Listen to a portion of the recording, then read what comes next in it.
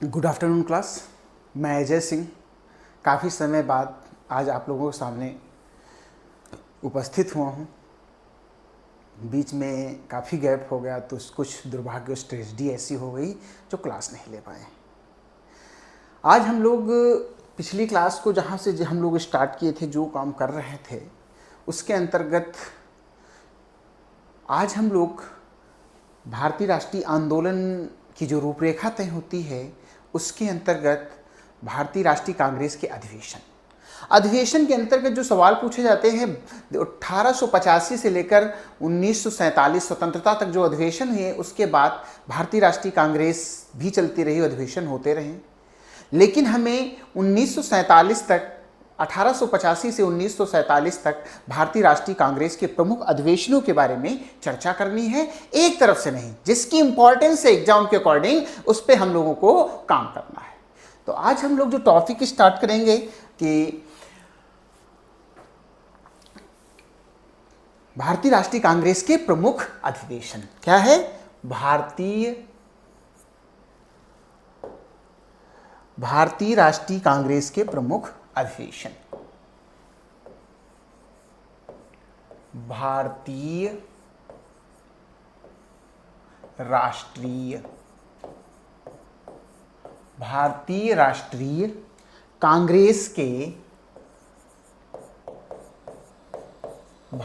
राष्ट्रीय कांग्रेस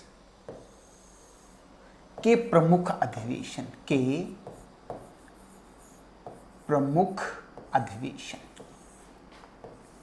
ये हमारा आज का टॉपिक रहेगा, है ना। भारतीय राष्ट्रीय कांग्रेस के प्रमुख अधिवेशन। भारतीय राष्ट्रीय कांग्रेस के जो प्रमुख अधिवेशन होते हैं उसमें आपको एक चीज ध्यान रखना है कि सबसे पहले जो भारतीय राष्ट्रीय कांग्रेस के अधिवेशन की हम लोग जब बात करते हैं तो उसमें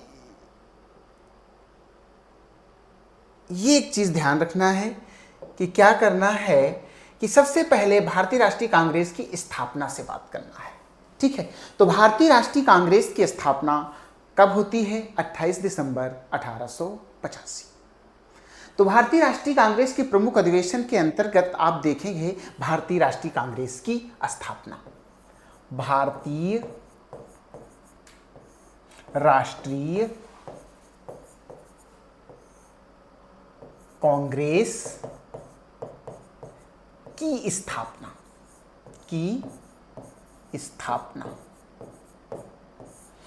भारतीय राष्ट्रीय कांग्रेस की स्थापना, आपको ध्यान रखना है इस चीज को। भारतीय राष्ट्रीय कांग्रेस की स्थापना के अंतर्गत आपको यह ध्यान रखना है कि कब हुई थी। इस चीज को आपको चीजों पर काम करना है कि भारतीय राष्ट्रीय कांग्रेस की स्थापना 28 दिसंबर, कब? 28 दिसंबर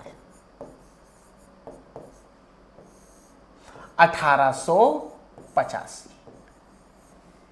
भारतीय राष्ट्रीय कांग्रेस की स्थापना 28 दिसंबर 1885। सीधे सवाल पूछा जाता है भारतीय राष्ट्रीय कांग्रेस की स्थापना कब हुई? 28 दिसंबर 1885।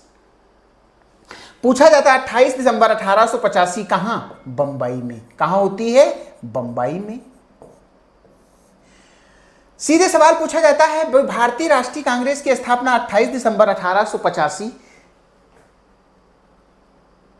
28 दिसंबर 1885 बंबई, जिसका प्रथम अधिवेशन प्रथम अधिवेशन, ये भी आपको पकड़ना है, इसका प्रथम अधिवेशन।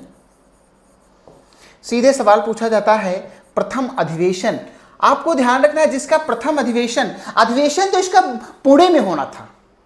ध्यान रखना है इस चीज को, भारतीय राष्ट्रीय कांग्रेस का अधिवेशन पुणे में होना था, अर्थात पूना में होना था, जिसे वर्तमान में पुणे कहते हैं। लेकिन वहां पर प्लेग नामक बीमारी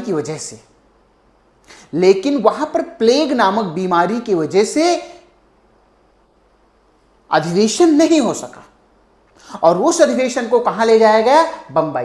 जिसका प्रथम अधिवेशन पूछा जाता है, जिसका प्रथम अधिवेशन कहां होता है? बंबई में। प्रथम अधिवेशन होता है बंबई में। प्रथम अधिवेशन की अध्यक्षता, प्रथम अधिवेशन की अध्यक्षता पूछा जाए कि अध्यक्षता किसने की, तो अध्यक्षता पूछा जाता है तो आपको बताना होगा WC बनर्जी। अध्यक्षता किसने की थी? व्योमेश चंद्र बनर्जी। किसने की थी? व्योमेश चंद्र बनर्जी।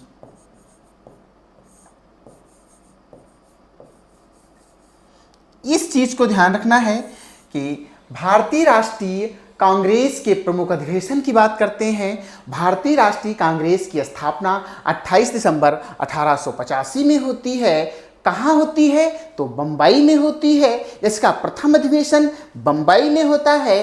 प्रथम अधिवेशन की अध्यक्षता व्योमेश चंद्र बनर्जी करते हैं। कौन करता है? व्योमेश चंद्र बनर्जी। नोट पॉइंट देंगे यहां पर, बहुत इंपॉर्टेंट है कि भारतीय राष्ट्रीय कांग्रेस A.O. ह्यूम के प्रयासों से स्थापित हुई। भारतीय राष्ट्रीय कांग्रेस, भारतीय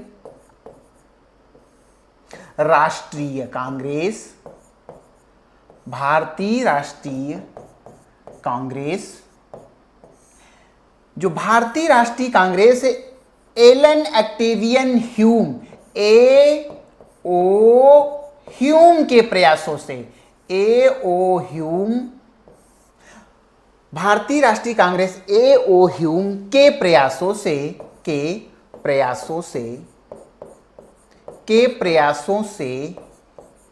प्रयासों से स्थापित हुई। सीधे सवाल पूछा जाता है कि भारतीय राष्ट्रीय कांग्रेस किसके प्रयासों से स्थापित हुई थी? तो A.O. ह्यूम के प्रयासों से स्थापित हुई थी। आपको इस चीज को ध्यान रखना है कि भारतीय राष्ट्रीय कांग्रेस एलन ऑक्टेवियन ह्यूम के प्रयासों से स्थापित हुई थी।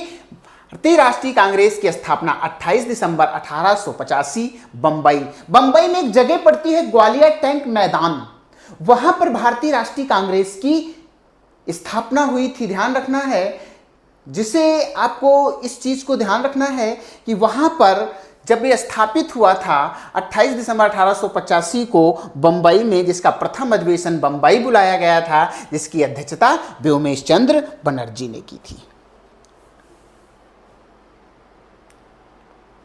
आपको इस चीज को, तो भारतीय राष्ट्रीय कांग्रेस के प्रमुख अधिवेशन की बात करेंगे। भारतीय राष्ट्रीय कांग्रेस की स्थापना 28 दिसंबर 1885 बंबई, जिसका प्रथम अधिवेशन बंबई में हुआ। अध्यक्षता व्योमेश चंद्र बनर्जी ने की। भारतीय राष्ट्रीय कांग्रेस A.O. ह्यूम के प्रयासों से स्थापित हुई थी। ध्यान रखना है, भारतीय राष्ट्रीय कांग्रेस की स्थापना के समय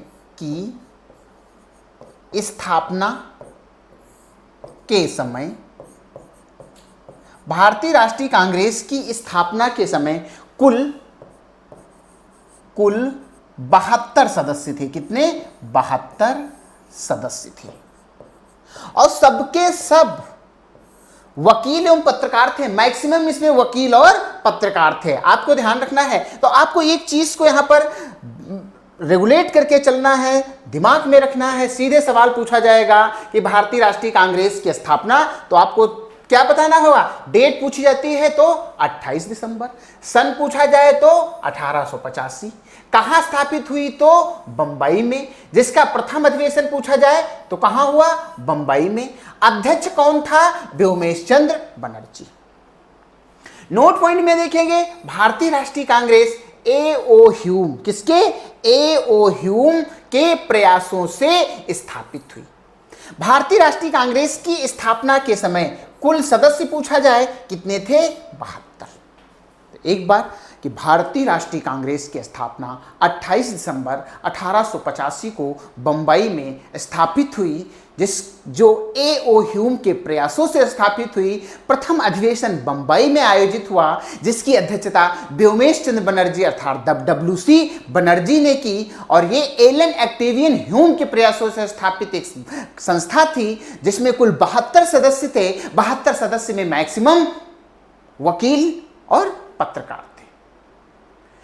यह जो अधिवेशन प्रथम था, ध्यान रखना है, प्रथम अधिवेशन पुणे में आयोजित होना था, लेकिन प्लेग नामक बीमारी की वजह से इसका आयोजन नहीं हो सका और अगला जो इसका आयोजन हुआ वो कहाँ हुआ? बंबई में। क्लियर है? आगे हम लोग चलते हैं। आपको ध्यान रखना है कि भारतीय राष्ट्रीय कांग्रेस भारतीय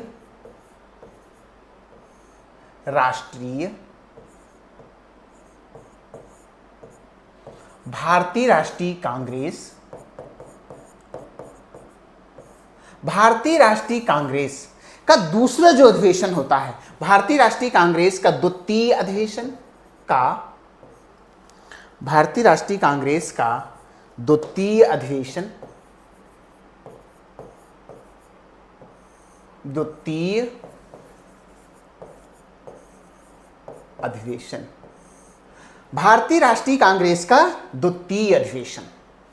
तो आपको ध्यान रखना है, जो दूसरा अधिवेशन होता है भारतीय राष्ट्रीय कांग्रेस का, जो है द्वितीय अधिवेशन पूछा जाता, तो आप बताएंगे कहां? कलकत्ता। कहां होता है? कलकत्ता।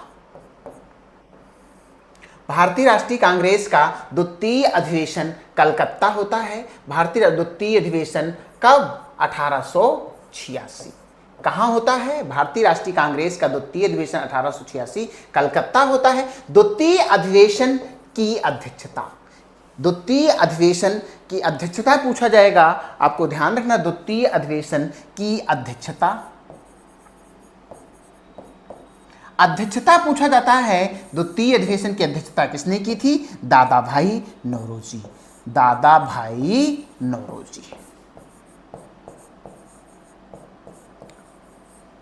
इस चीज को, तो पहले अधिवेशन की अध्यक्षता आपसे पूछा जाए तो व्योमेश चंद्र बनर्जी, द्वितीय अधिवेशन की अध्यक्षता दादा भाई नौरोजी। दादा भाई नौरोजी को वयोवृद्ध नेता भी कहा जाता है।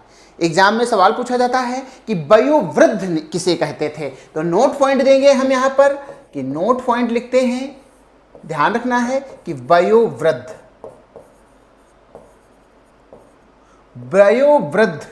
नेता किसे कहा जाता है, तो वयोवृद्ध नेता जो थे वो दादा भाई नौरोजी को कहा जाता है। वयोवृद्ध नेता किसे कहा? इनकी एक पुस्तक है दादा भाई नौरोजी की, द पावर, एक पुस्तक है जिसमें इन्होंने, देखा जाता है, ड्रेन थ्योरी का सिद्धांत दिया है, धन निष्कासन का सिद्धांत दिया है, जिसका नाम है poverty and un-British rule in India. The poverty and un-British rule in India, इनकी एक पुस्तक है। ध्यान रखना है कि दादा भाई नौरोजी की एक पुस्तक है जिसका नाम है the poverty and un-British rule in India. The poverty and un-British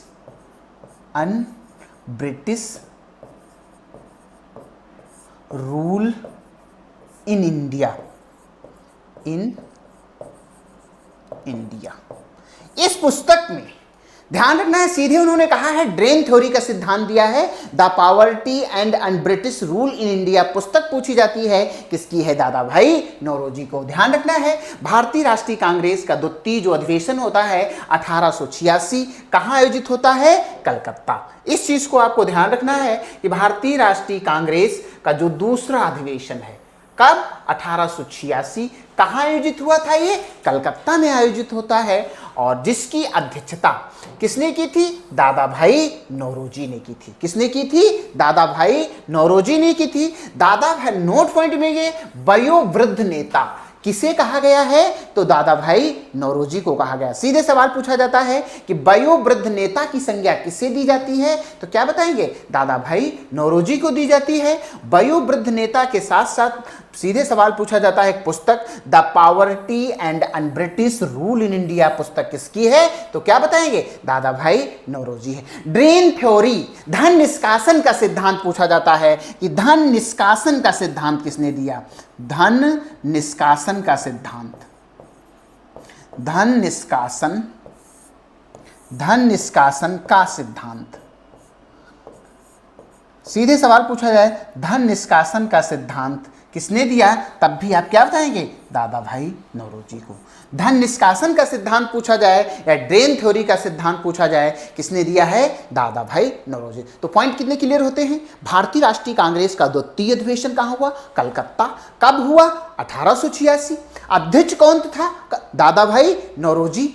सवाल पूछा जाता है वयोवृद्ध नेता किसे कहते हैं, दादा भाई नौरोजी को। सवाल पूछा जाता है धन निष्कासन का सिद्धांत किसने दिया है, दादा भाई नौरोजी। सवाल पूछा जाता है कि the poverty and British rule in India पुस्तक किसकी है, दादा भाई नौरोजी को। और ये पारसी थे, ये भी ध्यान रखना है, ये पारसी थे। सवाल पूछा जाता है भारतीय राष्ट्रीय कांग्रेस में सबसे पहला पारसी कौन था जिसने कांग्रेस सेशन की अध्यक्षता की, तो उनका नाम है दादा भाई नौरोजी। बहुत इंपॉर्टेंट है, तो आपको ध्यान रखना है। नेक्स्ट क्वेश्चन है, आगे हम बढ़ते हैं।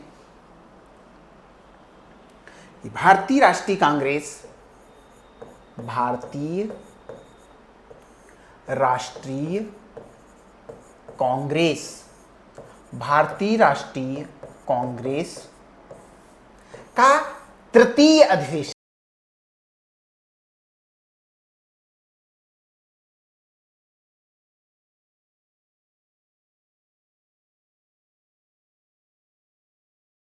भारतीय राष्ट्रीय कांग्रेस का जो तृतीय अधिवेशन है कब होता है, आपको पता होना चाहिए। जो तृतीय अधिवेशन होता है 1887। और ये होता कहाँ है तृतीय अधिवेशन 1887, सीधे सवाल पूछा जाता है मद्रास। ये साउथ में लेके जाते हैं, दक्षिण भारत को। देखो आपको कवर कैसे कर रहे हैं लोग, कि मतलब 4 सेशन की बात करते हैं, अभी बताएंगे, मैपिंग करके बताएंगे।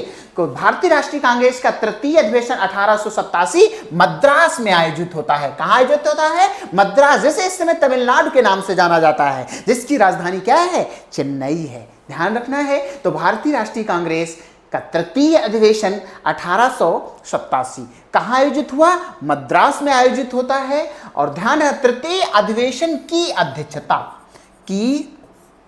अध्यक्षता पूछा जाता है कि अध्यक्षता, तृतीय अधिवेशन की अध्यक्षता किसने की है, तो बदरुद्दीन तैयब जी। नाम क्या था, बदरुद्दीन तैयब जी, बदरुद्दीन तैयब जी, तैयब जी। तो आपको इस चीज को गौर करना होगा कि भारतीय राष्ट्रीय कांग्रेस का तृतीय अधिवेशन 1887 मद्रास में आयोजित होता है। भारतीय राष्ट्रीय कांग्रेस के तृतीय अधिवेशन की अध्यक्षता बदरुद्दीन तैयब जी ने की। ठीक है। सवाल पूछा जाता है प्रथम मुस्लिम कौन है जिसने भारतीय राष्ट्रीय कांग्रेस अधिवेशन की अध्यक्षता की। प्रथम नोट पॉइंट देंगे आपको, नोट पॉइंट में यहां पर इस चीज को रखना है कि बदरुद्दीन तैयब जी प्रथम मुस्लिम हैं जिन्होंने भारतीय राष्ट्रीय कांग्रेस की अध्यक्षता की। तो क्या लिखना है कि बदरुद्दीन तैयब जी, बदरुद्दीन तैयब जी, बदरुद्दीन तैयब जी प्रथम मुस्लिम हैं, प्रथम मुस्लिम हैं। बदरुद्दीन तैयब जी प्रथम मुस्लिम हैं जिन्होंने भारतीय राष्ट्रीय कांग्रेस, बदरुद्दीन तैयब जी प्रथम मुस्लिम हैं जिन्होंने कांग्रेस अधिवेशन की अध्यक्षता की, जिन्होंने कांग्रेस अधिवेशन की अध्यक्षता की। यही सवाल बहुत बार आया हुआ है। जैसे आपको ध्यान रखना है कि सीधे सवाल पूछा जाएगा कि भारतीय राष्ट्रीय कांग्रेस का तीसरा अधिवेशन, कौन सा, तीसरा अधिवेशन कब हुआ है, 1887। कहाँ हुआ है, मद्रास। तो भारतीय राष्ट्रीय कांग्रेस का तीसरा अधिवेशन पूछा जाए कब हुआ, तो आप बताएंगे 1887। कहाँ हुआ है, आप बताएंगे मद्रास में हुआ है। अध्यक्षता किसने की, बदरुद्दीन तैयब जी ने की। किसने अध्यक्षता की थी, बदरुद्दीन तैयब जी। नोट पॉइंट देंगे, बदरुद्दीन तैयब जी प्रथम मुस्लिम हैं जिन्होंने जिन्होंने कांग्रेस अधिवेशन की अध्यक्षता की। सवाल कैसे बनेगा? भारतीय राष्ट्रीय कांग्रेस के अधिवेशन में कौन प्रथम मुस्लिम है जिसने कांग्रेस अधिवेशन की अध्यक्षता की? तो आप बताएंगे बदरुद्दीन तैयब। कहां के अधिवेशन की अध्यक्षता की? तो आप बताएंगे मद्रास अधिवेशन की अध्यक्षता की। सवाल पूछा जाएगा कब की? तो आप बताएंगे 1887। तो प्रथम सेशन अध्यक्ष पूछा जाए WC बनर्जी, व्योमेश चंद्र बनर्जी। सेकंड सेशन का अध्यक्ष पूछा जाए दादा भाई नौरोजी। थर्ड सेशन का अध्यक्ष पूछा जाए बदरुद्दीन तैयब जी। क्लियर है ना? आगे बढ़े। आगे आप देखते हैं कि भारतीय राष्ट्रीय कांग्रेस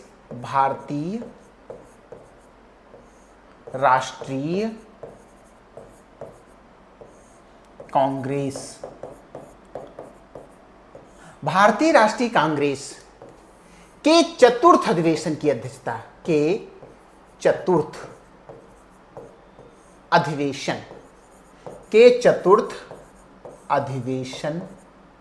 की अध्यक्षता की। सीधे सवाल पूछा जाता है चतुर्थ अधिवेशन, भारतीय राष्ट्रीय कांग्रेस के चतुर्थ अधिवेशन की अध्यक्षता, चतुर्थ अधिवेशन की अध्यक्षता। तो नाम आता है जॉर्ज यूले। चतुर्थ अधिवेशन, पहली बात हमें यह पता है चतुर्थ अधिवेशन हुआ कब था, तो आपको पता होना चाहिए 1888।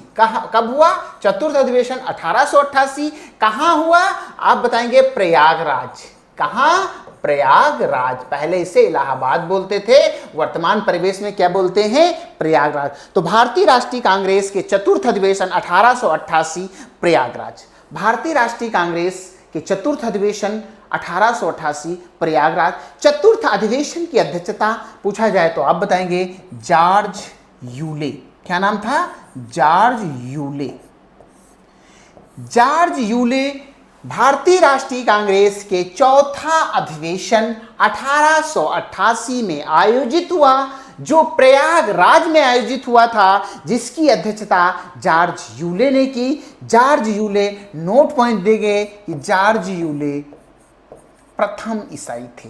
नोट पॉइंट देंगे, क्या देंगे? जॉर्ज यूले प्रथम ईसाई थे। आपको ध्यान रखना है कि जॉर्ज यूले कांग्रेस की अध्यक्षता करने वाले प्रथम ईसाई थे। जॉर्ज यूले कांग्रेस अधिवेशन की अध्यक्षता करने वाले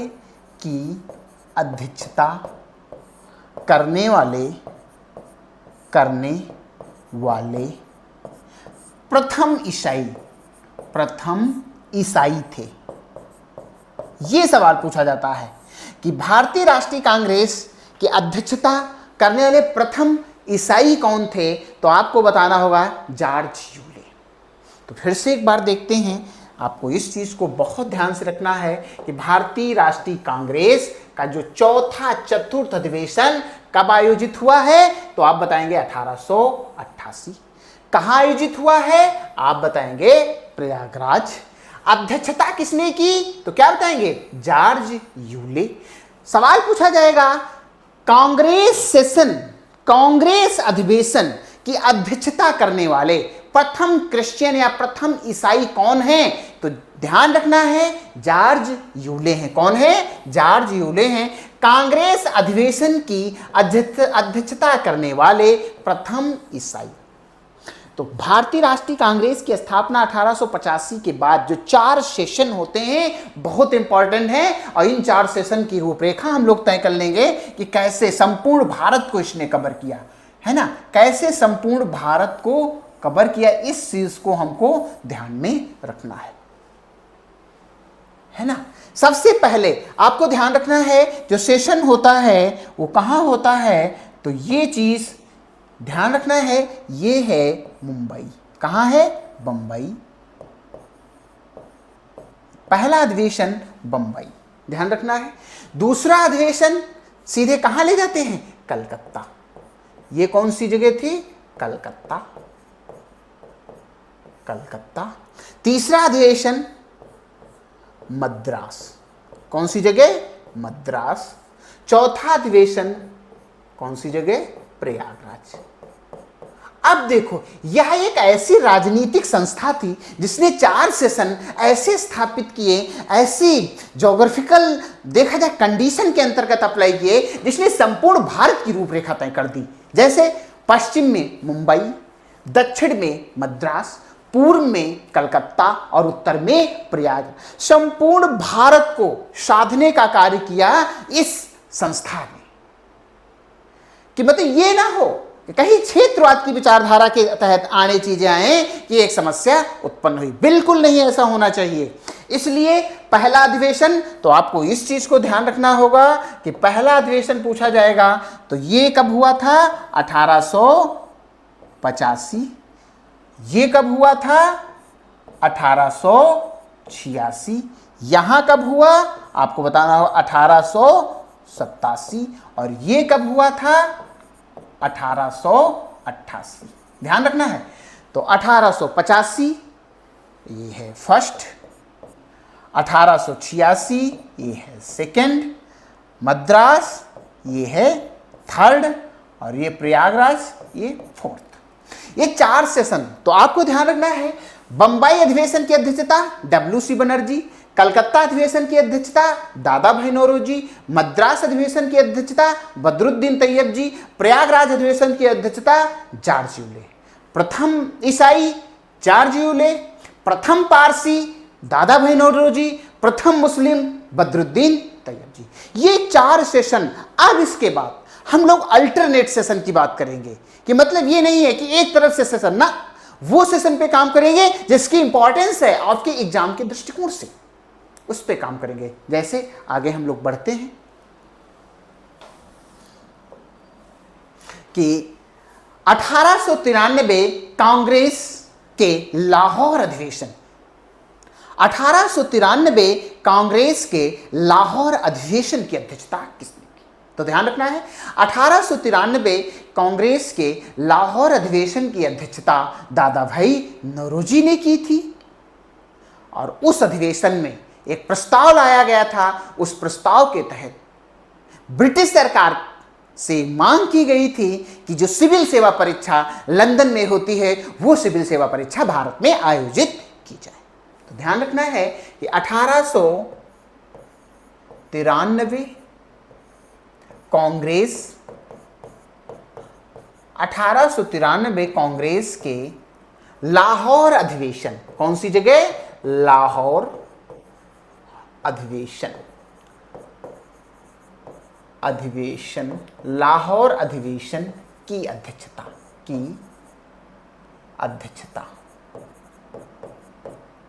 1893 कांग्रेस के लाहौर अधिवेशन की अध्यक्षता पूछा जाएगा तो आप बताएंगे दादा भाई नौरोजी। कौन है? दादा भाई नौरोजी।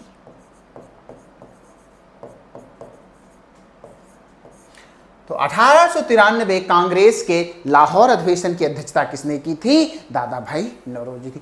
इस अधिवेशन में, लाहौर अधिवेशन में सिविल सेवा परीक्षा जो लंदन में होती थी उसे भारत में कराने की मांग की गई थी। लाहौर अधिवेशन में सिविल सेवा परीक्षा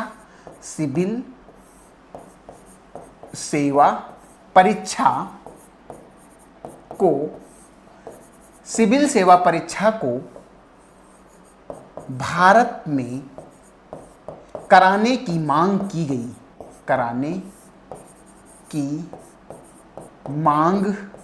गई,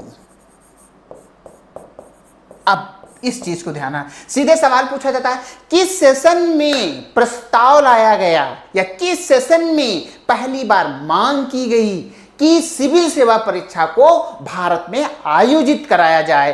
तो 1893 कांग्रेस के लाहौर अधिवेशन में भी मांग की गई कि सिविल सेवा परीक्षा जो हो वो भारत में हो, क्योंकि भारतीय लंदन, इंग्लैंड जो नहीं जा पाते हैं उनके लिए अव्यवस्था है। इसलिए हम इस अधिवेशन के माध्यम से एक प्रस्ताव रख रहे हैं, अपनी मांग रख रहे हैं कि यह परीक्षा भारत में आयोजित की जाए। क्लियर है? तो आपको इस चीज को ध्यान रखना होगा कि सीधे सवाल पूछा जाएगा 1893 कांग्रेस का जो लाहौर अधिवेशन है की अध्यक्षता किसने की, तो क्या बताएंगे? दादा भाई नौरोजी। इस अधिवेशन में क्या था? सिविल सेवा परीक्षा। कौन सी परीक्षा? सिविल सेवा परीक्षा, सिविल सर्विसेज एग्जाम, आईसीएस बोलते थे, इंडियन सिविल सर्विसेज का जो एग्जाम कराने की बात है, सिविल सेवा परीक्षा को भारत में कराने की मांग की गई। तो इस चीज को ध्यान रखना है। 1893 कांग्रेस के लाहौर अधिवेशन की अध्यक्षता दादा भाई नौरोजी ने की। इस लाहौर अधिवेशन में सिविल सेवा परीक्षा को भारत में कराने की मांग की गई। क्लियर है? नेक्स्ट पॉइंट अगला देखते हैं कि 1896 कांग्रेस के कलकत्ता अधिवेशन। 1896 कांग्रेस के कलकत्ता अधिवेशन। 1896 कांग्रेस के कलकत्ता अधिवेशन। 1896 कांग्रेस के कलकत्ता अधिवेशन की अध्यक्षता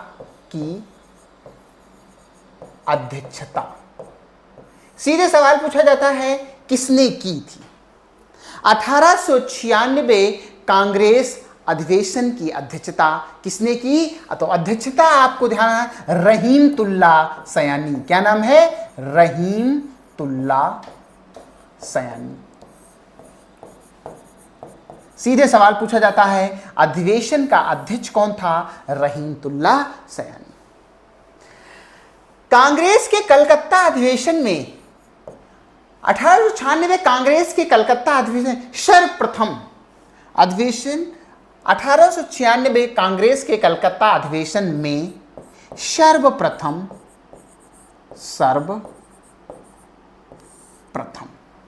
पहली बार वंदे मातरम राष्ट्रगीत, पहली सर्वप्रथम राष्ट्रगीत वंदे मातरम का गायन हुआ। सीधे सवाल पूछा जाता है, का गायन हुआ कि सर्वप्रथम किस अधिवेशन में किस भारतीय राष्ट्रीय कांग्रेस के अधिवेशन में वंदे मातरम या राष्ट्रगीत वंदे मातरम का गायन हुआ? तो आपको ध्यान रखना है कि 1896 कांग्रेस के कलकत्ता अधिवेशन में सर्वप्रथम राष्ट्रगीत वंदे मातरम का गायन हुआ। नोट पॉइंट देंगे, राष्ट्रगीत वंदे मातरम, राष्ट्रगीत वंदे मातरम, राष्ट्रगीत वंदे मातरम की रचना आपको ध्यान बंकिम चंद्र चटर्जी ने की थी। किसने की थी? बंकिम चंद्र चटर्जी ने। बंकिम चंद्र चटर्जी ने की थी। सवाल पूछा जाता है, राष्ट्रगीत वंदे मातरम की रचना किसने की थी? तो आप बताएंगे बंकिम चंद्र चटर्जी। राष्ट्रगीत वंदे मातरम आनंद मठ नामक उपन्यास से लिया गया। आनंद मठ नामक उपन्यास से लिया गया। आनंद मठ नामक उपन्यास से लिया गया। ध्यान रखना इस चीज को। राष्ट्रगीत वंदे मातरम की रचना बंकिम चंद्र चटर्जी ने की। राष्ट्रगीत वंदे मातरम आनंद मठ नामक उपन्यास से लिया गया। सबको पता है आनंद मठ नामक उपन्यास की रचना बंकिम चंद्र चटर्जी ने की थी। उन्हीं के उपन्यास से ये अंगीकृत किया गया, उन्हीं के उपन्यास से ये लिया गया था, जिससे जो भारत का राष्ट्रगीत बना। तो ध्यान रखना है आपको। एक बार फिर आते हैं अपने टॉपिक पर, बात करते हैं कि 1896 कौन सा? 1896 कांग्रेस के कलकत्ता अधिवेशन की अध्यक्षता किसने की थी? रहीमतुल्ला सयानी ने की थी, जिसमें सर्वप्रथम राष्ट्रगीत वंदे मातरम का राष्ट्रगीत वंदे मातरम का गायन हुआ, ध्यान रखना, का गायन हुआ। राष्ट्रगीत वंदे मातरम की रचना किसने की? बंकिम चंद्र चटर्जी ने की। किसने की? बंकिम चंद्र चटर्जी ने की। और राष्ट्रगीत वंदे मातरम आनंद मठ नामक उपन्यास से लिया गया। और आनंद मठ उपन्यास की रचना किसने की थी? बंकिम चंद्र चटर्जी ने की थी। क्लियर है ना? तो आपको ध्यान रखना, सवाल पूछा जाए कि वंदे मातरम गायन किस अधिवेशन में हुआ? सर्वप्रथम तो 1896 कांग्रेस के कलकत्ता अधिवेशन में। उस अधिवेशन की अध्यक्षता रहीमतुल्लाह शयानी ने की थी। उसी अधिवेशन में पहली बार ये गीत गाया गया था, जो ये गीत आनंद मठ नामक उपन्यास से लिया गया। प्रश्न बनता है, आनंद मठ नामक उपन्यास की रचना किसने की? तो बंकिम चंद्र चटर्जी थी, चटर्जी ने की थी। तो राष्ट्रगीत की रचना बंकिम चंद्र चटर्जी, या वंदे मातरम राष्ट्रगीत की रचना बंकिम चंद्र चटर्जी, आनंद मठ नामक उपन्यास बंकिम चंद्र चटर्जी। किस अधिवेशन में? 1896 कांग्रेस के कलकत्ता अधिवेशन में। उस अधिवेशन की अध्यक्षता रहीमतुल्लाह शयानी ने की थी। क्लियर है? आगे बढ़ते हैं। 1901 कांग्रेस के 1901 कांग्रेस के कलकत्ता अधिवेशन, कलकत्ता अधिवेशन 1901 कांग्रेस के कलकत्ता अधिवेशन की अध्यक्षता बहुत इंपॉर्टेंट, की अध्यक्षता पूछा जाए तो आप बताएंगे दिनसा जी वाचा। किसने की थी? दिनसा जी वाचा, दिनसा जी वाचा।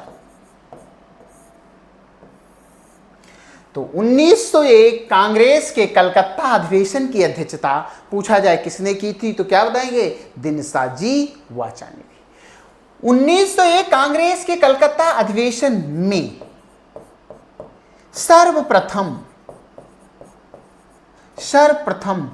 गांधी जी शामिल हुए। सर्वप्रथम गांधी जी शामिल हुए।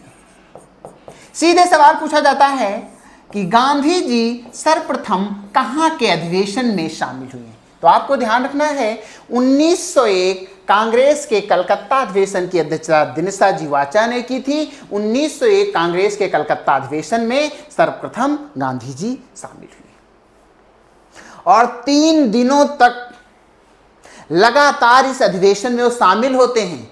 सबकी विचारधारा, सबके विचारों को सुनते रहें और बिना कुछ बोले इस अधिवेशन से वो फिर दक्षिण अफ्रीका चले जाते हैं।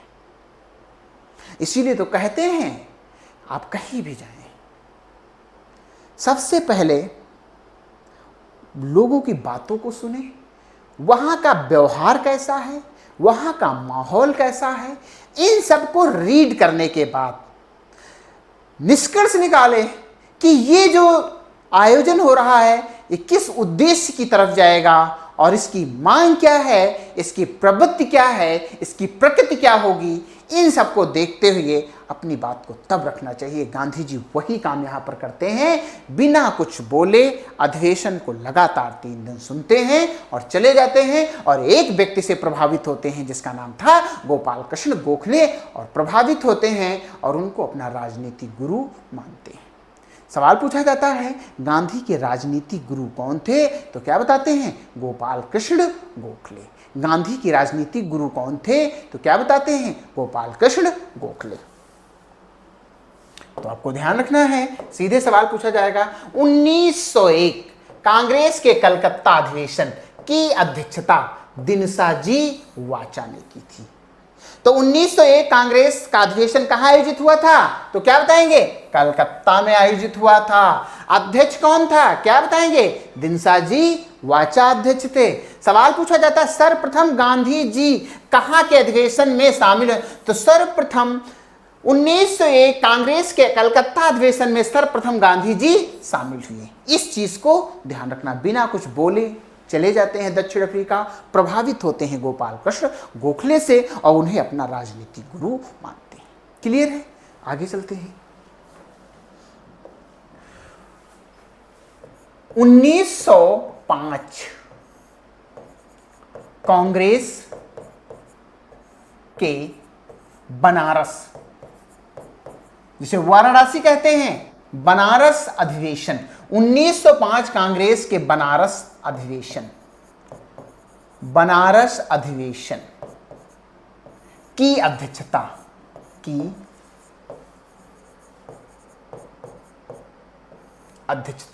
पूछा जाता है किसने की है, तो आपको बताना होगा कि 1905 कांग्रेस के बनारस अधिवेशन की अध्यक्षता गोपाल कृष्ण गोखले, गोपाल कृष्ण गोखले।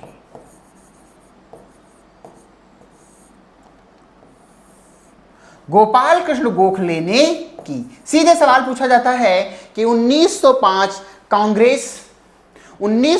कांग्रेस के बनारस अधिवेशन की अध्यक्षता किसने की, तो क्या बताते हैं? गोपाल कृष्ण गोखले ने की। 1905 कांग्रेस के अधिवेशन में स्वदेशी प्रस्ताव पारित, अधिवेशन में स्वदेशी आंदोलन के प्रस्ताव को पारित किया गया था। ध्यान रखना है कि 1905 कांग्रेस के बनारस अधिवेशन में स्वदेशी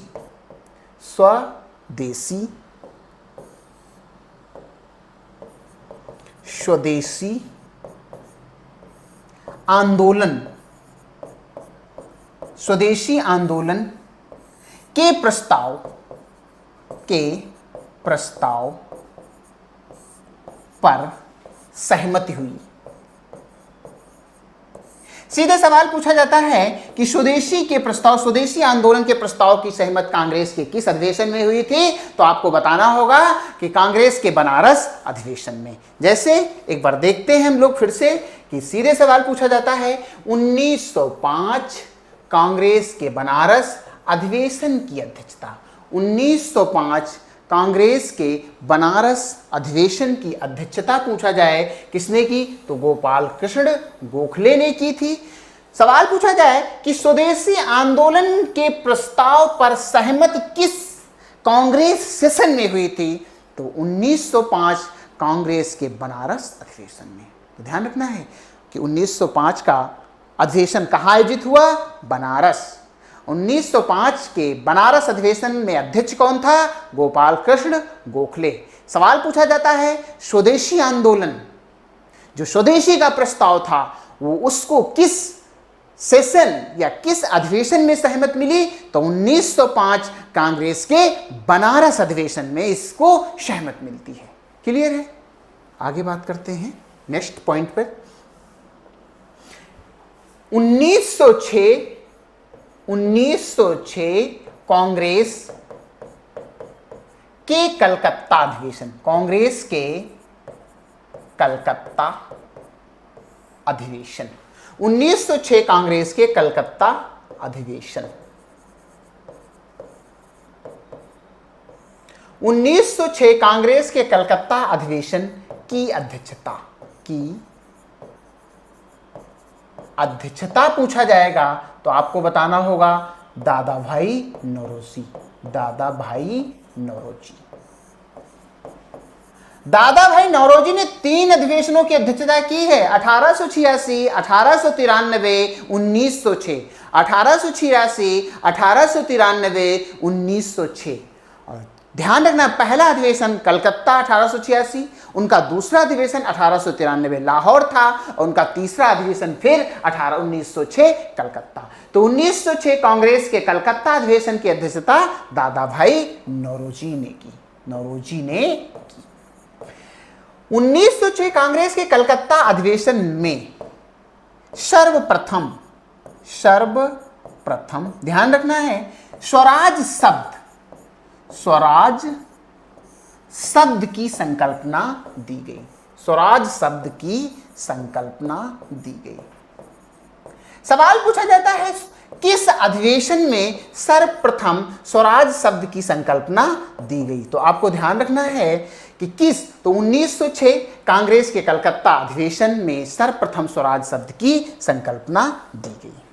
सीधे सवाल पूछा जाता है कि 1906 कांग्रेस का कलकत्ता अधिवेशन, 1906 कांग्रेस का कलकत्ता अधिवेशन की अध्यक्षता दादा भाई नौरोजी ने की, और 1906 कांग्रेस के कलकत्ता अधिवेशन में सर्वप्रथम स्वराज शब्द की संकल्पना दी गई। तो ध्यान रखना है, दादा भाई नौरोजी ने सिर्फ 3 अधिवेशनों की अध्यक्षता की, 1886, 1893, 1906। 1906 जिस अधिवेशन में उसी अधिवेशन में सर्वप्रथम स्वराज शब्द की संकल्पना दी गई। स्वराज, अपना राज्य, अपने लोगों के द्वारा किया जाना राज्य, इस शब्द की संकल्पना इस अधिवेशन में दादा भाई नौरोजी जिसकी अध्यक्षता करते थे इसमें दी गई। क्लियर है? तो पूछा जाएगा कि स्वराज शब्द की संकल्पना किस अधिवेशन में दी गई है, तो आप बताएंगे 1906 कांग्रेस के कलकत्ता अधिवेशन में, जिसकी अध्यक्षता दादा भाई नौरोजी कर रहे थे। क्लियर है? आगे चलते। सवाल पूछा जाता है 1907 कांग्रेस के कलकत्ता अधिवेशन, सिर्फ कलकत्ता की इंपॉर्टेंस बहुत है। 1907 कांग्रेस के सूरत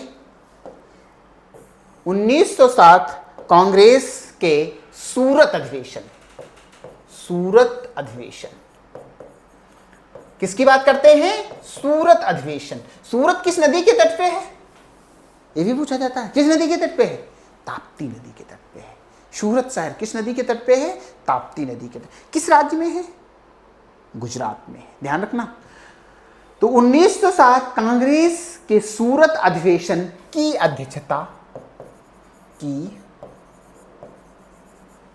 अध्यक्षता पूछा जाएगा तो आपको बताना होगा रास बिहारी घोष।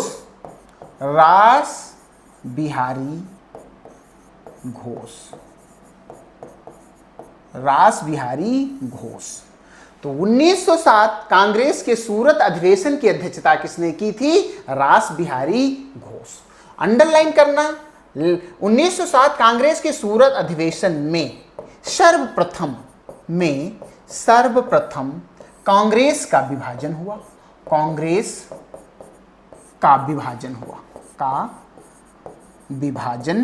हुआ। और वो विभाजन था किस रूप में? नरम दल और गरम दल के रूप में। हम क्लास में पढ़ा चुके हैं तो उसका जिक्र करना बहुत जरूरी नहीं है, लेकिन फिर भी 1907 कांग्रेस के सूरत अधिवेशन में पहली बार भारतीय राष्ट्रीय कांग्रेस का विभाजन हुआ। इसमें 2 गुट बन गए अध्यक्ष पद को लेकर के, एक नरम दल के रूप में, एक गरम दल के रूप में। गरम दल के अंतर्गत लाल बाल पाल का कॉन्सेप्ट आता है। लाल से लाला लाजपत राय, बाल से बाल गंगाधर तिलक और पाल से बिपिन चंद्र पाल। तो ध्यान रखना है, आपको सीधे सवाल पूछा जाता है कि 1907 ध्यान रखना है कि 1907 कांग्रेस के सूरत अधिवेशन की अध्यक्षता किसने की? रास बिहारी घोष ने की।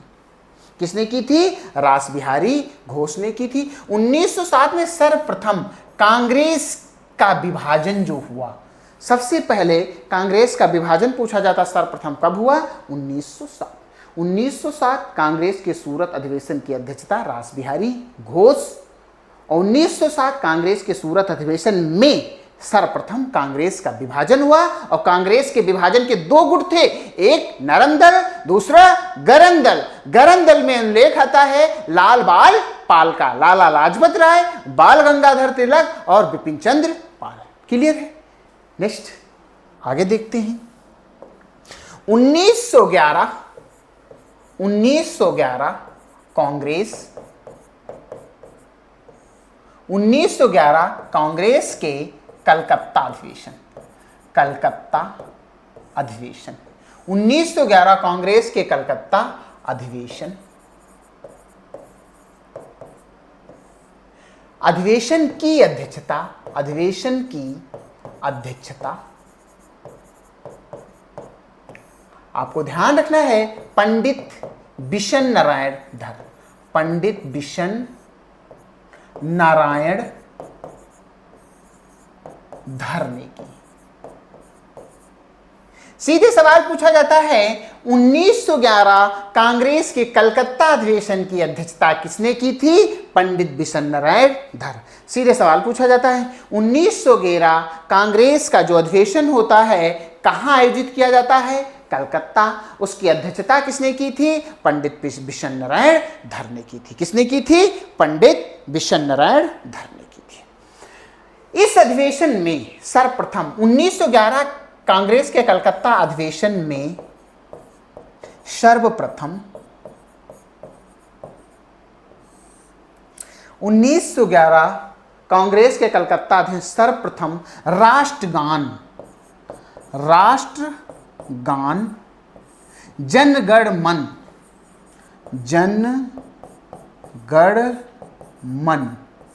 का गायन हुआ। सीधे सवाल पूछा जाता है कांग्रेस के किस अधिवेशन में राष्ट्रगान जनगण मन का गायन हुआ? तो 1911 कांग्रेस के कलकत्ता अधिवेशन में सर्वप्रथम राष्ट्रगान जनगण मन का गायन हुआ। राष्ट्रगान जनगण मन की रचना राष्ट्रगान की रचना किसने की थी? रविन्द्रनाथ टैगोर। किसने की थी? रविन्द्रनाथ टैगोर। सबको पता है, बताने की जरूरत नहीं है। तो आपको ध्यान रखना है, इस बिंदु पे फोकस करके काम करना है कि 1911 कांग्रेस का जो कलकत्ता अधिवेशन की अध्यक्षता किसने की? पंडित बिशन नारायण धर ने की थी। सर्वप्रथम राष्ट्रगान जनगण मन का गायन हुआ। ठीक है, राष्ट्रगान जन मन की रचना पूछा जाता है, राष्ट्रगान जनगण मन की रचना, राष्ट्रगान की रचना किसने की थी? तो आप बताएंगे रविन्द्रनाथ टैगोर, जिन्हें हम गुरुदेव के नाम से जानते हैं, है ना। आगे देखते हैं। 1916 कांग्रेस के लखनऊ अधिवेशन 1916 कांग्रेस के लखनऊ अधिवेशन 1916 कांग्रेस के लखनऊ अधिवेशन की अध्यक्षता पूछा जाएगा तो आप बताएंगे अंबिका चरण मजूमदार। अंबिका चरण मजूमदार किसने की थी? अंबिका चरण मजूमदार। ध्यान रखना है, 1916 कांग्रेस के लखनऊ अधिवेशन की अध्यक्षता अंबिका चरण मजूमदार ने की थी। 1916 कांग्रेस के लखनऊ अधिवेशन में कांग्रेस और मुस्लिम लीग, कौन? मुस्लिम लीग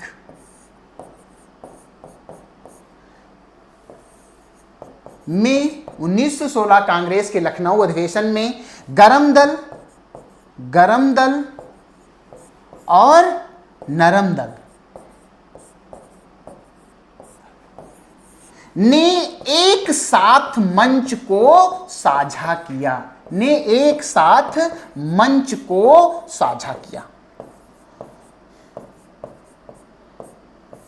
अब ध्यान रखना, इस चीज को हमें ध्यान रखना है कि बहुत इंपॉर्टेंट है। सीधे सवाल पूछा जाता है कि 1916 कांग्रेस का जो अधिवेशन था कहां आयोजित हुआ? लखनऊ में आयोजित हुआ, जिसकी अध्यक्षता अंबिका चरण मजूमदार ने की थी। 1916 कांग्रेस के लखनऊ अधिवेशन में कांग्रेस और मुस्लिम लीग ने एक साथ मंच को साझा किया तथा गरम दल और नरम दल ने भी एक साथ मंच को साझा किया। सवाल पूछा जाता है कि किस अधिवेशन में मुस्लिम लीग और कांग्रेस एक साथ मंच पर आए? तो 1916 कांग्रेस के लखनऊ अधिवेशन में। सवाल पूछा जाता है नरम दल और गरम दल एक साथ मंच पर किस अधिवेशन में आए? तो कांग्रेस के लखनऊ अधिवेशन में। कौन सा अधिवेशन कांग्रेस का? लखनऊ 1916 अधिवेशन, जिसकी अध्यक्षता अंबिका चरण मजूमदार ने की थी। तो आपको यह ध्यान रखना है, 1916 कांग्रेस के लखनऊ अधिवेशन की अध्यक्षता अंबिका चरण मजूमदार ने की और 1916 कांग्रेस के लखनऊ अधिवेशन में कांग्रेस और मुस्लिम लीग तथा 1916 कांग्रेस के लखनऊ अधिवेशन में गरम दल और नरम दल ने एक साथ मंच को साझा किया था। इस चीज को ध्यान रखना है। क्लियर है? आगे बढ़ते हैं। 1917 कांग्रेस के कलकत्ता अधिवेशन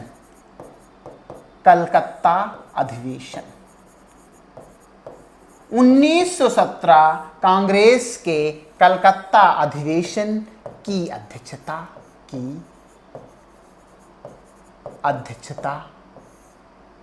किसने की थी? अध्यक्षता पूछा जाएगा तो एनी बेसेंट। क्या नाम है? आयरिश महिला है एनी बेसेंट। ध्यान रखना है। 1917 कांग्रेस के कलकत्ता अधिवेशन की अध्यक्षता किसने की थी? एनी बेसेंट ने। 1917 कांग्रेस के कलकत्ता अधिवेशन की अध्यक्षता करने वाली प्रथम महिला थी। ध्यान रखना है कि एनी बेसेंट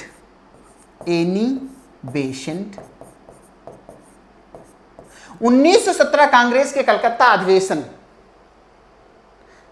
में एनी बेसेंट अध्यक्षता करने वाली कांग्रेस की प्रथम महिला। एनी बेसेंट अध्यक्षता करने वाली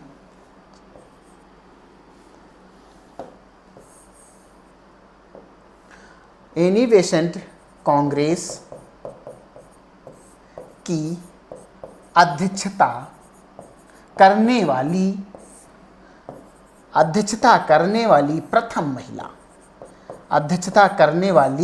प्रथम महिला। आपको ध्यान रखना है, प्रथम महिला थी। सवाल पूछा जाता है भारतीय राष्ट्रीय कांग्रेस की प्रथम महिला अध्यक्ष। सवाल पूछा जाता है भारतीय राष्ट्रीय कांग्रेस की प्रथम महिला अध्यक्ष, तो क्या बताएंगे? Annie Besant. यदि भारत के संदर्भ में पूछा जाएगा कि भारतीय राष्ट्रीय कांग्रेस की प्रथम भारतीय महिला अध्यक्ष कौन थी, तो आगे हम बताएंगे जिनका नाम है सरोजिनी नायडू। तो आपको ध्यान रखना है, सीधे सवाल पे चलना है, फोकस करना है कि 1917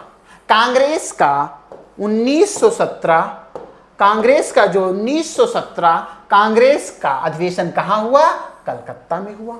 1917 कांग्रेस का जो अधिवेशन होता है कहाँ हुआ? कलकत्ता। अध्यक्ष कौन था? Annie Besant. आयरलैंड की रहने वाली थी, इसीलिए इनको आयरिश महिला के नाम से जाना जाता है। तो एनी बेसेंट कांग्रेस की अध्यक्षता करने वाली प्रथम महिला है। ध्यान रखना है, एनी बेसेंट। सवाल पूछा जाता है भारतीय राष्ट्रीय कांग्रेस की प्रथम महिला अध्यक्ष, क्या बताएंगे? Annie Besant. सवाल पूछा जाता है प्रथम महिला अध्यक्ष ने कहाँ के अधिवेशन की अध्यक्षता की? कलकत्ता के अधिवेशन की अध्यक्षता कब की थी? 1917 कांग्रेस के कलकत्ता अधिवेशन की अध्यक्षता की थी। किसने? Annie Besant. क्लियर है? आगे 1920 कांग्रेस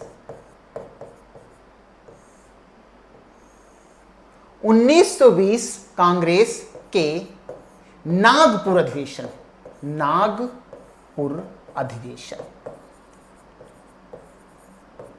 1920 कांग्रेस के नागपुर अधिवेशन की अध्यक्षता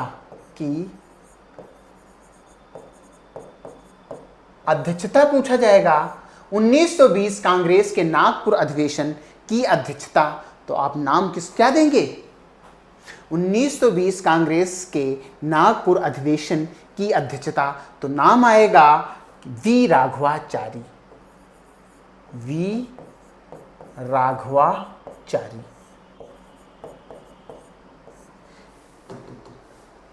सवाल पूछा जाता है 1920 कांग्रेस के नागपुर अधिवेशन की अध्यक्षता वी राघवाचारी ने की। लेकिन यहां पर दो अधिवेशन होते हैं, एक वार्षिक अधिवेशन, एक स्पेशल। तो ध्यान रखना है, अगला पॉइंट है 1920 कांग्रेस के विशेष अधिवेशन। 1920 कांग्रेस के विशेष 1920 कांग्रेस के विशेष अधिवेशन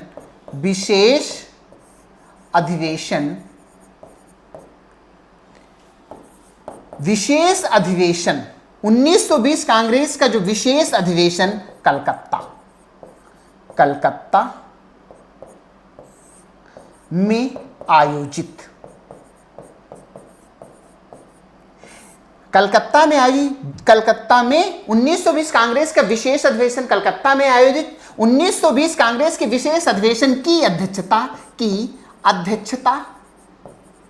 अध्यक्षता लाला लाजपत राय। कौन है? लाला लाजपत राय।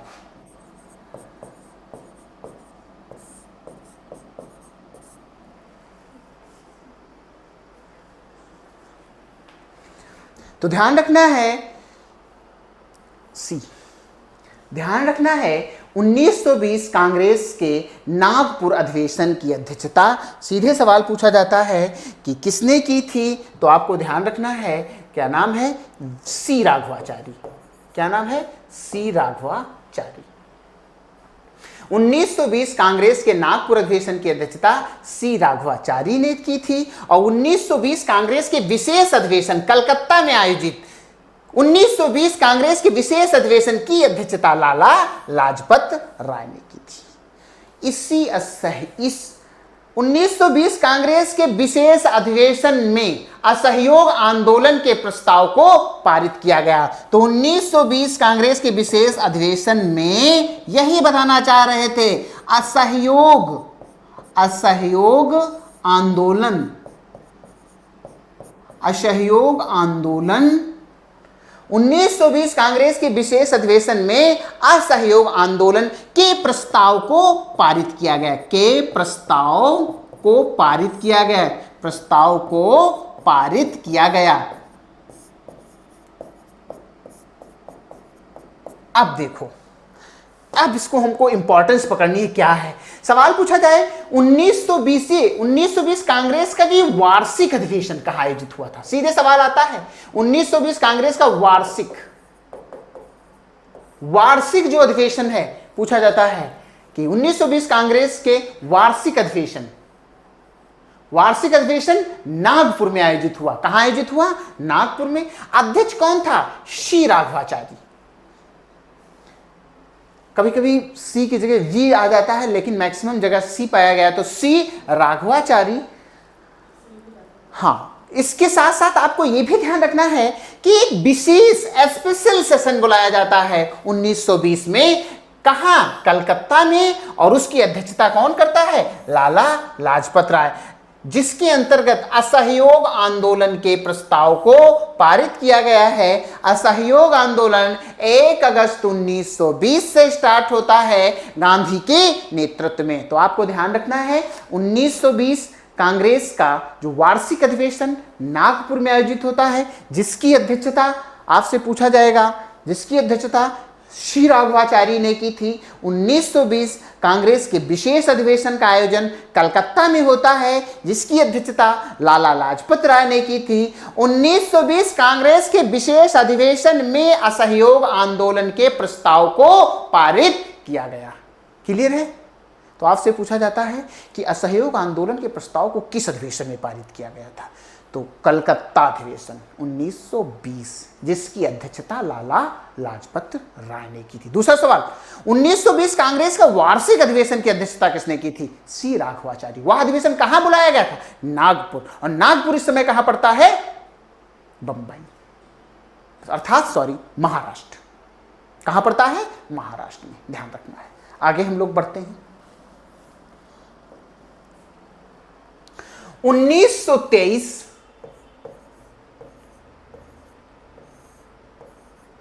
कांग्रेस का विशेष अधिवेशन, कांग्रेस का विशेष अधिवेशन 1923 कांग्रेस का जो विशेष अधिवेशन है वो दिल्ली बुलाया जाता। कहां? दिल्ली में आयोजित किया गया। दिल्ली में आयोजित किया गया। इस चीज को ध्यान रखना। कहां आयोजित किया गया? दिल्ली में आए। 1923 कांग्रेस के विशेष अधिवेशन की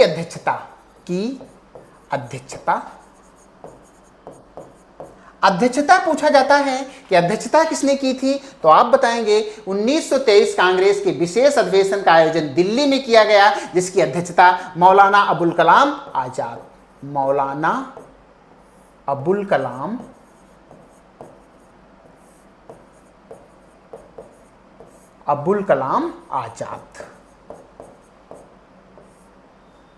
कौन है? मौलाना अबुल कलाम आजाद ने की। सबसे कम आयु के कांग्रेस अध्यक्ष, नोट पॉइंट दे दो यहीं पे, मात्र 35 वर्ष की आयु में बने थे। सबसे कम आयु के कांग्रेस अध्यक्ष कौन? मौलाना अबुल कलाम, सबसे कम आयु के कांग्रेस अध्यक्ष मौलाना अबुल कलाम आजाद।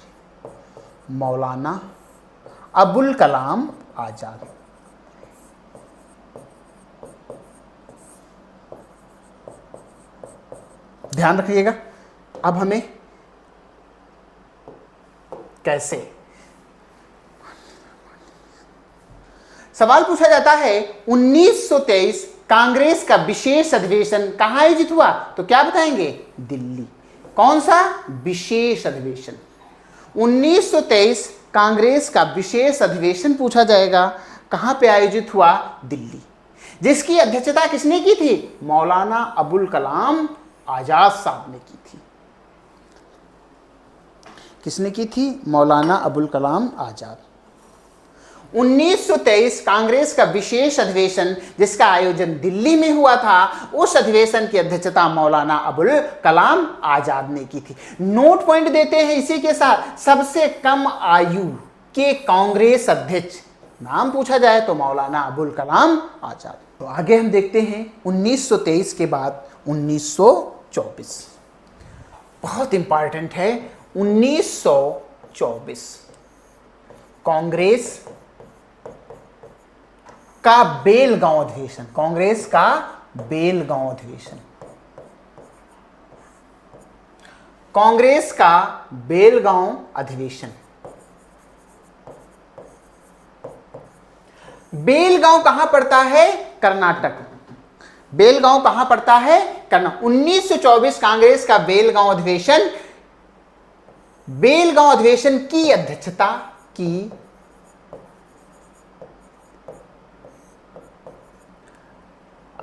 पूछा जाएगा तो आप बताएंगे गांधी। किसने की थी? गांधी। 1924 कांग्रेस का बेलगांव अधिवेशन एकमात्र अधिवेशन है, एकमात्र अधिवेशन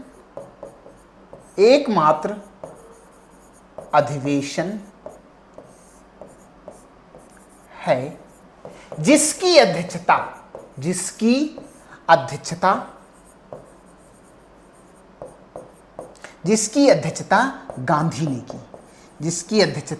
गांधी ने की। ध्यान रखना है। तो आपको इस चीज पे गौर करना होगा, बहुत इंपॉर्टेंट है कि 1924 कांग्रेस का बेलगांव अधिवेशन की अध्यक्षता किसने की? गांधी ने। अच्छा, बेलगांव है कहां? कर्नाटक में। जी सवाल आता है, कहां है? कर्नाटक में। ध्यान रखना है, सीधे सवाल आता है कि बेलगांव कहां है? कर्नाटक में। 1924 कांग्रेस का बेलगांव अधिवेशन की अध्यक्षता गांधी ने। एकमात्र अधिवेशन है जिसकी अध्यक्षता गांधी ने की। एकमात्र अधिवेशन है जिसकी अध्यक्षता किसने की थी? गांधी ने की थी। इस चीज को हमें ध्यान रखना है। 1924 कांग्रेस का बेलगांव अधिवेशन जिसकी अध्यक्षता गांधी ने थी, एकमात्र अधिवेशन है जिसकी अध्यक्षता गांधी ने की। और बेलगांव कहां पड़ता है? कर्नाटक में पड़ता है। कहां पड़ता है ये? कर्नाटक में पड़ता है। क्लियर है? आगे देखते हैं। 1925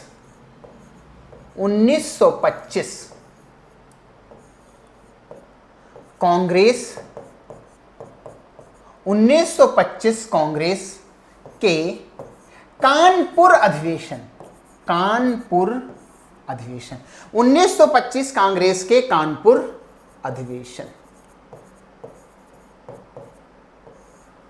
1925 कानपुर अधिवेशन की अध्यक्षता बहुत इंपॉर्टेंट पूछा जाता है।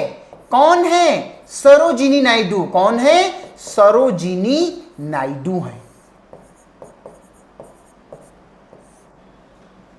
सरोजिनी नायडू। 1925 कांग्रेस के कानपुर अधिवेशन की अध्यक्षता सरोजिनी नायडू। अंडरलाइन करेंगे, सरोजिनी नायडू प्रथम भारतीय महिला कांग्रेस अधिवेशन की अध्यक्ष।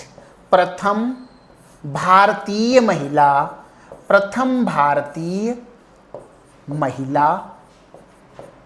कांग्रेस अधिवेशन की अध्यक्ष। प्रथम भारतीय महिला कांग्रेस अधिवेशन, प्रथम भारतीय महिला कांग्रेस अधिवेशन की अध्यक्ष। सवाल पूछा जाता है तो हमें इस चीज को ध्यान रखना है। सीधे क्या सवाल पूछा जाता है कि 1925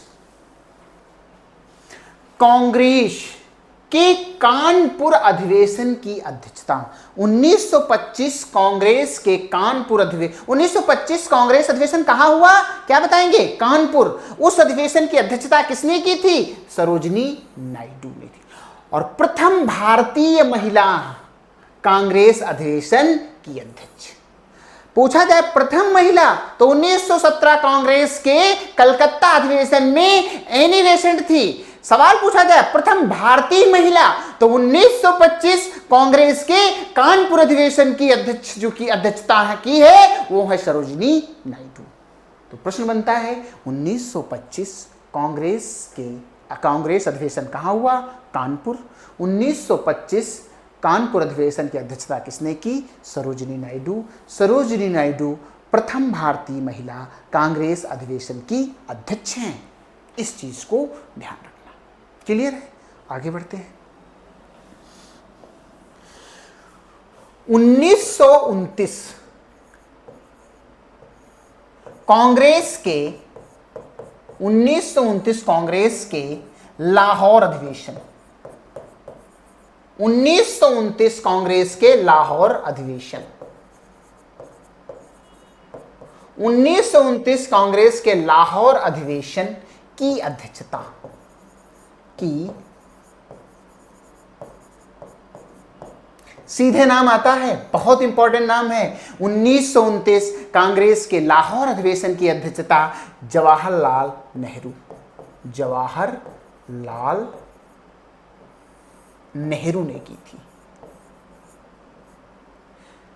किसने की थी? जवाहरलाल नेहरू। इस चीज को ध्यान रखना है कि 1929 कांग्रेस के लाहौर अधिवेशन की अध्यक्षता किसने की? जवाहरलाल नेहरू। 1929 कांग्रेस के लाहौर अधिवेशन में पूर्ण स्वराज की घोषणा हुई। पूर्ण स्वराज की घोषणा हुई।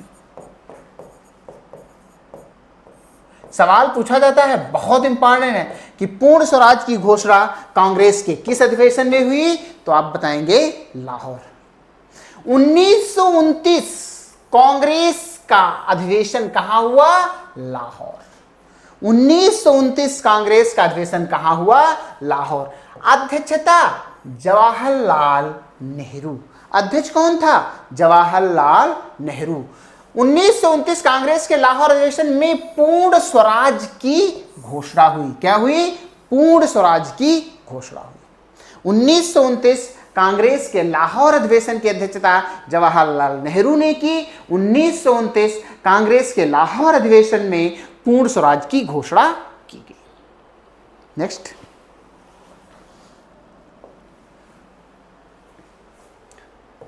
1931 कांग्रेस के कराची अधिवेशन। कराची कहां पड़ता है? पाकिस्तान। 1931 कांग्रेस के कराची अधिवेशन 1931 कांग्रेस के कराची अधिवेशन की अध्यक्षता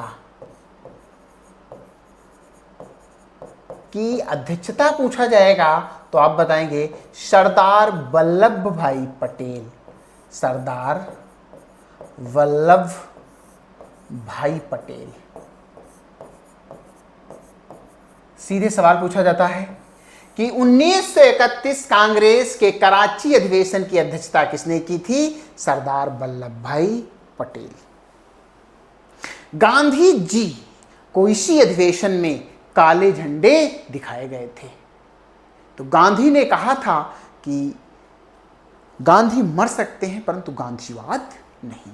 तो आपको ध्यान रखना है, सीधे सवाल पूछा जाता है 1931 कांग्रेस के कराची अधिवेशन की अध्यक्षता किसने की थी? तो आपको बताना होगा सरदार वल्लभ भाई पटेल। 1931 सीधे इंपॉर्टेंट, कांग्रेस का अधिवेशन कहां होता है? कराची। कराची कहां है वर्तमान में? पाकिस्तान। अध्यक्षता किसने की थी? सरदार वल्लभ भाई पटेल। ध्यान रखना, बहुत इंपॉर्टेंट है। 1931 में भगत सिंह, राजगुरु, सुखदेव को फांसी होने वाली है। फांसी 23 मार्च 1931 को हो जाती है। लगभग 28 मार्च 1931 को ये अधिवेशन हो रहा। वहीं पर जब गांधी जाते हैं तब गांधी को काले झंडे दिखाए जाते हैं। इसलिए इस अधिवेशन के बाद गांधी ने पूरी तरह से फिर दूसरी तरफ डाइवर्ट हुए थे। हरिजनों उत्थान में लगते हैं चीज़ें, क्योंकि एक जो बड़ा वर्ग था, युवा वर्ग था, वो गांधी का चरम पैमाने पर विरोध करता है। क्योंकि भगत सिंह, राजगुरु, सुखदेव की जो रिहाई की बात इन्होंने गांधी इरविन समझौते में नहीं हुई थी। इसी कारण इस अधिवेशन में गांधी जाते हैं और गांधी को काले झंडे दिखाए जाते हैं। लेकिन इस अधिवेशन की अध्यक्षता पूछा जाता है तो सरदार वल्लभ भाई पटेल ने की थी। क्लियर है? आगे चलते हैं। आगे देखते हैं कि 1936 कांग्रेस के लखनऊ अधिवेशन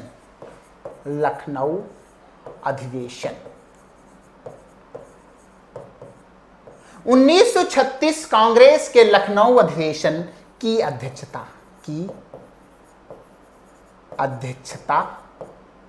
किसने की थी? जवाहरलाल नेहरू ने। आगे 1937 कांग्रेस का फैजपुर अधिवेशन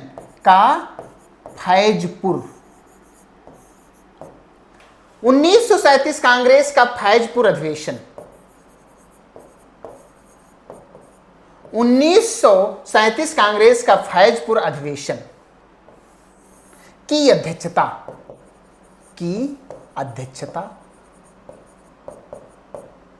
सवाल पूछा जाता है किसने की थी? फिर जवाहरलाल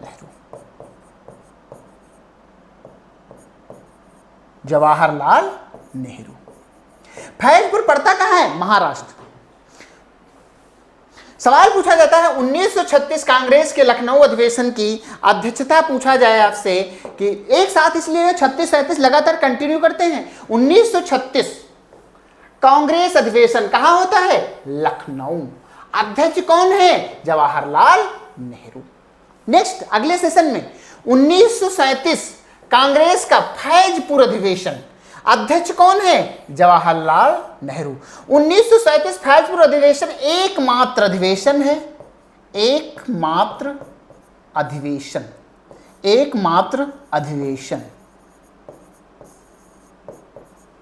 ध्यान रखना है। 1937 कांग्रेस का फैजपुर एकमात्र अधिवेशन जिसका आयोजन गांव में हुआ,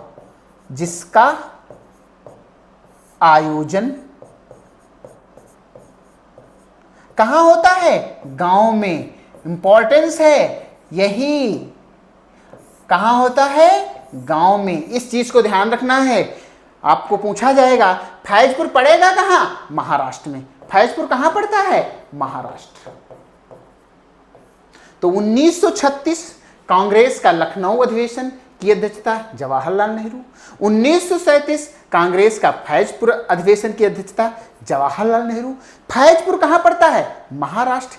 एकमात्र अधिवेशन, ध्यान रखना है, एकमात्र अधिवेशन है जिसका आयोजन कहां हुआ? गांव में। सवाल पूछा जाता है एकमात्र अधिवेशन कौन सा अधिवेशन है जिसका आयोजन गांव में हुआ? तो फैजपुर अधिवेशन है जिसका आयोजन गांव में हुआ। और फैजपुर अधिवेशन किस राज्य में पड़ेगा? फैजपुर कहां पड़ता है? महाराष्ट्र। और जो गांव में आयोजित होता है उस अधिवेशन के अध्यक्ष कौन थे? जवाहरलाल नेहरू। क्लियर है? आगे चलते हैं, आगे देखते हैं। 1938 कांग्रेस के हरिपुरा अधिवेशन, के हरिपुरा अधिवेशन 1938 कांग्रेस के हरिपुरा अधिवेशन। हरिपुरा पड़ता कहां है? गुजरात में पड़ता है। कहां पड़ता है? गुजरात में। यह ध्यान रखना है। 1938 कांग्रेस के हरिपुरा अधिवेशन की अध्यक्षता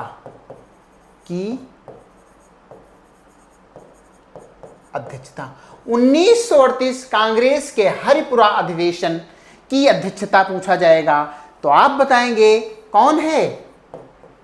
सुभाष चंद्र बोस। सुभाष चंद्र बोस। सर्वसम्मति से इस अधिवेशन में सुभाष को अध्यक्ष चुना जाता है। ध्यान रखना है, सीधे सवाल पूछा जाता है कि 1938 कांग्रेस का जो हरिपुरा अधिवेशन है आयोजित हुआ, हरिपुरा कहां पड़ेगा? गुजरात में पड़ेगा। इसकी अध्यक्षता किसने की थी? सुभाष चंद्र बोस ने की थी। इसकी अध्यक्षता किसने की थी? सुभाष चंद्र बोस ने की थी। नेक्स्ट, लगातार 1939 कांग्रेस का त्रिपुरी अधिवेशन। त्रिपुरी कहां पड़ता है? मध्य प्रदेश में। त्रिपुरी अधिवेशन, यहां तो सर्वसम्मति से चुना जाता है सुभाष को अध्यक्ष, लेकिन 1939 कांग्रेस का त्रिपुरी अधिवेशन की अध्यक्षता, त्रिपुरी संकट आता है, अध्यक्षता भी यहां पर किसने की? सुभाष चंद्र बोस। अब यहां पर हम स्पेशलाइजेशन करेंगे, ध्यान रखना है। सवाल पूछा जाएगा त्रिपुरी अधिवेशन में कांग्रेस अध्यक्ष को लेकर विवाद हुआ क्योंकि कांग्रेस में दो उम्मीदवार, भारतीय राष्ट्रीय कांग्रेस के दो उम्मीदवार थे, एक सुभाष चंद्र बोस थे, एक पट्टाभी सीतारमैया। सुभाष चंद्र बोस और पट्टाभी सीतारमैया के बीच निर्वाचन या चुनाव हुआ और उसमें सुभाष चंद्र बोस विजयी घोषित होते हैं, पट्टाभी सीतारमैया की पराजय होती है। गांधी इसी अधिवेशन के बाद कहते हैं ये पट्टाभी सीतारमैया की पराजय नहीं है, स्वयं गांधी की पराजय है। और इसके बाद सुभाष चंद्र ने कुछ दिनों के बाद जब प्रस्ताव रखते हैं, बहुत विरोध होता है और गतिरोध उत्पन्न होता है, इसीलिए वो भारतीय राष्ट्रीय कांग्रेस के अध्यक्ष पद और कांग्रेस कार्यकारिणी से इस्तीफा देने के बाद एक नई पार्टी का गठन करते हैं जिसका नाम था फॉरवर्ड ब्लॉक पार्टी। तो फॉरवर्ड ब्लॉक पार्टी की स्थापना सुभाष चंद्र बोस ने 1939 में की थी। तो आपको यहां पर चीजों को ध्यान रखना है। सवाल पूछा जाता है 1939 कांग्रेस का त्रिपुरी अधिवेशन की अध्यक्षता सुभाष चंद्र बोस, 1938 कांग्रेस के हरिपुरा अधिवेशन की अध्यक्षता सुभाष चंद्र बोस। हरिपुरा कहाँ है? गुजरात। और त्रिपुरी कहाँ है? मध्य प्रदेश। ये दोनों टॉपिक हम इसमें पहले भी पढ़ा चुके हैं, जब टॉपिक पढ़ा रहे थे, सेशन में बात करते हैं, इसीलिए इसको त्रिपुरी संकट कहा जाता है। सवाल पूछा त्रिपुरी संकट कब हुआ? 1939। त्रिपुरी संकट में दो उम्मीदवारों के बीच किसकी पराजय हुई? पट्टाभी सीतारमैया की। पट्टाभी सीतारमैया किसके उम्मीदवार थे? गांधी के उम्मीदवार थे। सुभाष चंद्र बोस विजयी होते हैं और सेशन की अध्यक्षता करते हैं। क्लियर है? आगे चलते हैं। अब सुभाष चंद्र बोस इस्तीफा दे देते हैं तो डॉक्टर राजेंद्र प्रसाद को अध्यक्ष नॉमिनेट किया जाता है और उसके बाद में 1941 से आगे बहुत इंपॉर्टेंट पॉइंट है कि 1941 से 1945 1941 से 1945 कांग्रेस अधिवेशनों की अध्यक्षता, अधिवेशनों 1941 से 1945 कांग्रेस अधिवेशनों की अध्यक्षता,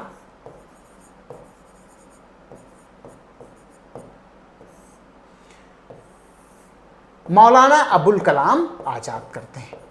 मौलाना अबुल कलाम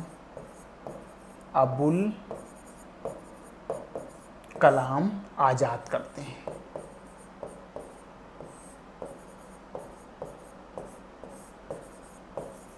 क्योंकि भारत छोड़ो आंदोलन चल रहा है, अधिवेशन कराने का समय नहीं है। गांधी कह चुके हैं करो या मरो। तो लगातार अधिवेशन रिपीट हो रहे हैं, अध्यक्ष को कंटिन्यू कर दिया जाता है। तो लगातार 41, 42, 43, 44, 45 लगातार 1941 से 1945 कांग्रेस अधिवेशन की अध्यक्षता मौलाना अबुल कलाम आजाद ने की। इसीलिए 1941 से 1945 कांग्रेस अधिवेशन की अध्यक्षता मौलाना अबुल कलाम आजाद ने की। इनके संग जोड़ा जाता है सबसे अधिक बार कांग्रेस अधिवेशन की अध्यक्षता करने वाले मौलाना अबुल कलाम आजाद। नोट पॉइंट देंगे, सबसे अधिक बार, सबसे अधिक बार, सबसे अधिक बार कांग्रेस अधिवेशन की अध्यक्षता, सबसे अधिक बार कांग्रेस अधिवेशन की अध्यक्षता,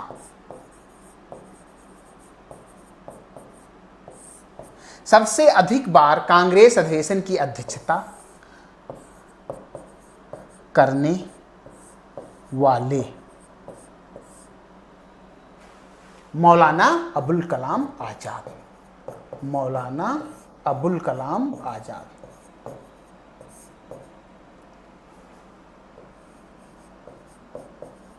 अब देखो, आपको ध्यान रखना है इस चीज को, बहुत इंपॉर्टेंट है कि सबसे अधिक बार कांग्रेस अधिवेशन की अध्यक्षता करने वाले तो क्या बताएंगे, मौलाना अबुल कलाम आजाद। पहले भी बता चुके, सबसे कम आयु में मौलाना अबुल कलाम आजाद, सबसे अधिक बार कांग्रेस अधिवेशनों की अध्यक्षता करने वाले मौलाना अबुल कलाम आजाद। 1923 में सबसे कम आयु में की थी दिल्ली में कांग्रेस के स्पेशल अधिवेशन में, और उसके बाद लगातार 41 से 45 तक ही रहते हैं कांग्रेस सेशन की अध्यक्षता करने वाले व्यक्ति। इस प्रकार देखा जाता है 1945 तक भारत छोड़ो आंदोलन के दौरान, उस समय देश स्वतंत्रता की ओर बढ़ रहा था, देश आज़ादी की आहट में था, इसलिए सेशन बुलाने की कोई ज़रूरत नहीं हुई। लगातार देखा गया है कि मौलाना अबुल कलाम आज़ाद को ही रिपीट कर दिया जाता है। क्लियर है? आगे आप देखते हैं कि 1946, 1946 कांग्रेस अधिवेशन की अध्यक्षता पूछा जाए किसने की है, डॉक्टर राजेंद्र प्रसाद। 1947 कांग्रेस अधिवेशन की अध्यक्षता किसने की है, तो आपको बताना होगा जेबी कृपलानी। दोनों पॉइंट इंपॉर्टेंट हैं। आगे देखते हैं कि 1946 कौन है, जेबी कृपलानी। क्लियर है?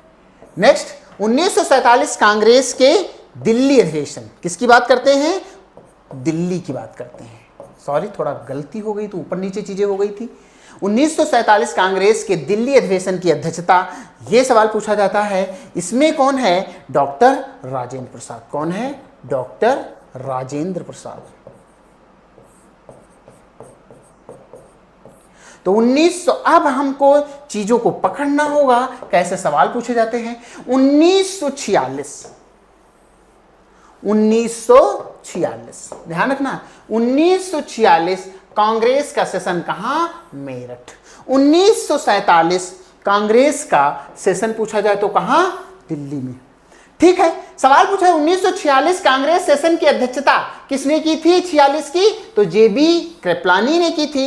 1947 कांग्रेस के दिल्ली अधिवेशन की अध्यक्षता पूछा जाएगा, किसने की थी, डॉक्टर राजेंद्र प्रसाद। इस प्रकार देखा जाता है कि सवाल पूछा जाता है कि जिस वर्ष देश स्वतंत्र हुआ उस वर्ष कांग्रेस सेशन कहां हुआ था, कहां आयोजित हुआ था, दिल्ली। उस अधिवेशन की अध्यक्षता किसने की थी, डॉक्टर राजेंद्र प्रसाद।